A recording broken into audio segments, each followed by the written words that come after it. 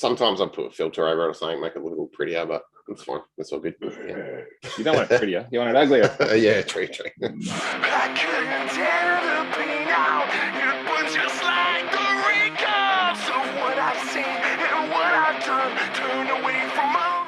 Warren from Synaescope, welcome to Nightbreed. How's it going, man? Hey, man. Nice to meet you. Thanks for having us. Yeah, thanks for coming on. So back in 2014, how'd you first get together?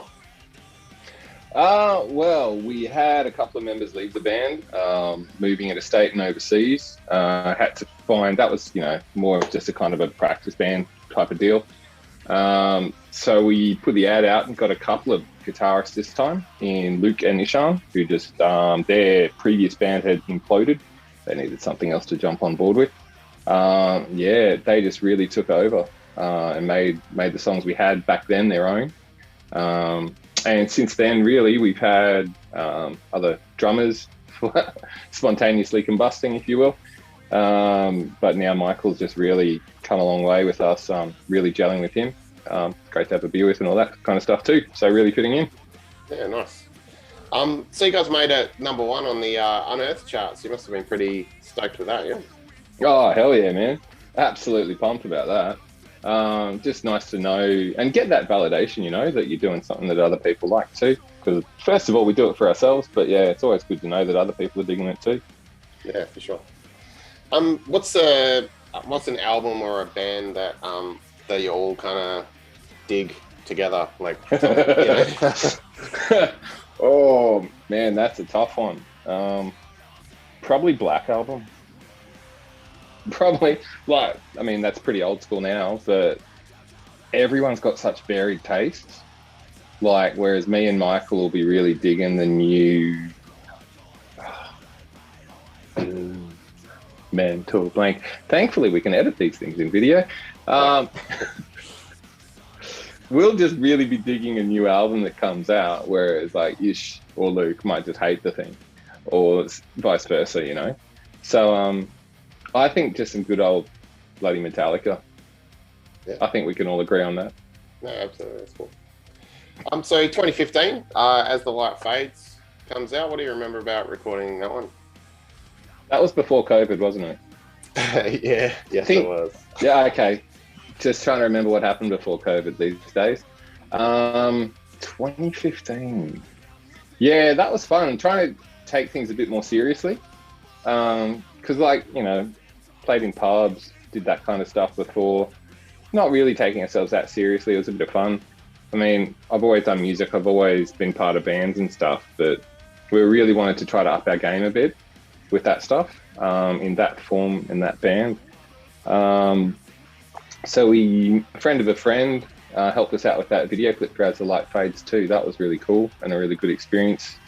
Obviously we had visions of doing these massive things that Hollywood effects and all that, but then we hit with reality and see the scope of those budgets, and it's not really going to happen.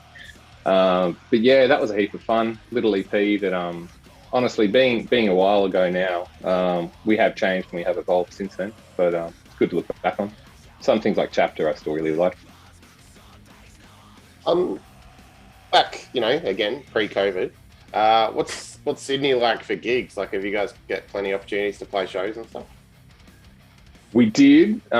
We've had several shows cancelled, obviously. But yeah, before that, it seemed like a melting pot of just different acts, different bands. We were lucky enough to get all different types of bands to want to play with and who'd wanted us to play with them as well.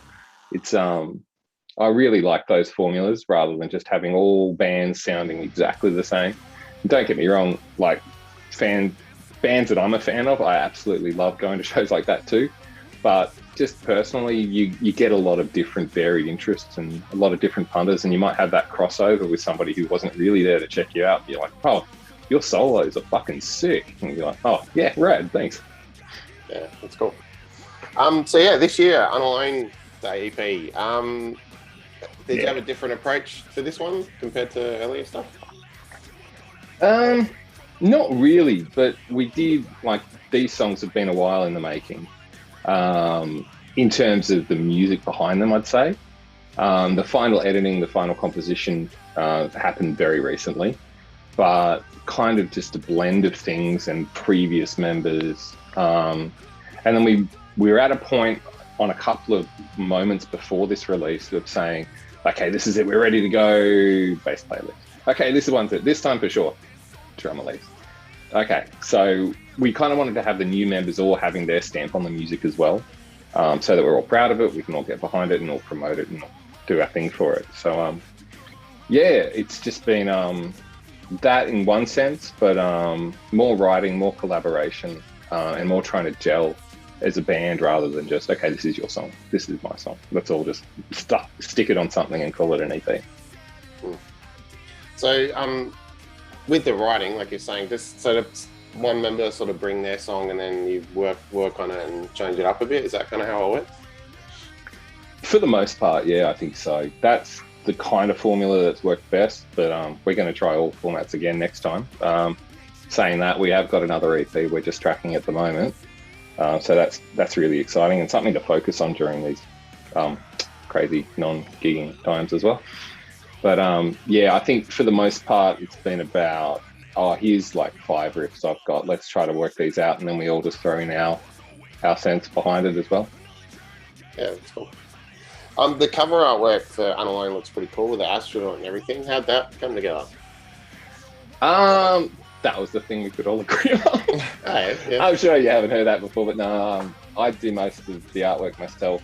And that was actually another artist I'd sourced too. And they were really keen to work with us.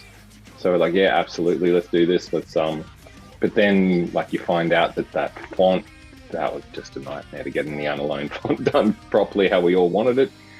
And then yeah, back and forth for ages trying to get something we could all agree on. Okay. But yeah, stoked with that, and that kind of led that metaphor across the EP as well. I like that idea of space and just that emptiness, as well as a bit of a tone behind the Unalone song, just in the sense of that feeling. But yeah, I think it really just kind of clicked when we found a space band that we all liked. Yeah, cool. So yeah, you talk about tracking a new EP. What are the plans? Do you have a release date in mind or something? No. We were supposed to be hitting up the studio again, but that's not happening until September now or something. So just playing that by ear. Whereas this time with Unalone, I mean me and Luke tracked most of it and did the basic engineering to start with, and then got into the studio for the vocals, sent it down to Chris Melko for mixing and mastering on top of that. But this time we really wanted to do all of it in the studio. That way we'd get something out a lot quicker. Because I find that when you're left to try to do it yourself, you're a lot more fussy than you would be if you had time booked for a couple of weeks. But yeah, once we eventually get in there, we pretty much got the songs done. Get in there, get out. Well,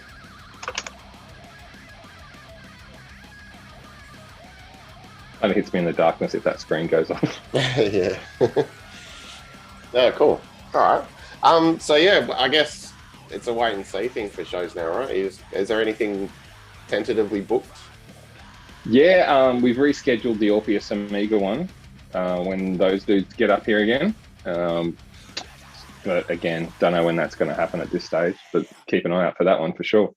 Cool. And is it easy enough for you guys to sort of, send files, that kind of thing, in the meantime, while you're stuck in your house? Or you can still write and that sort of stuff?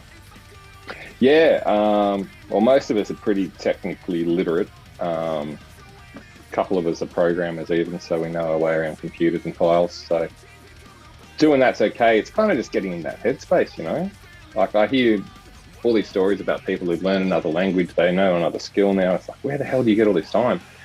I'm probably working more hours from home than I would be at work, whereas like our drummer, he's bored shitless because he can only do about half his work, I think.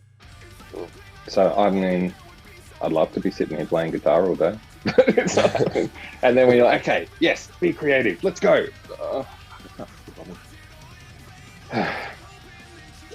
That's tough, man. All right, well, look, congrats on the new EP. I hope cheers, you make it to the stage before long. And yeah, cheers for your time, man. Thank you so much for having us on, man. Appreciate it. And I can't wait to get back there again, too. But do you suffer the cost?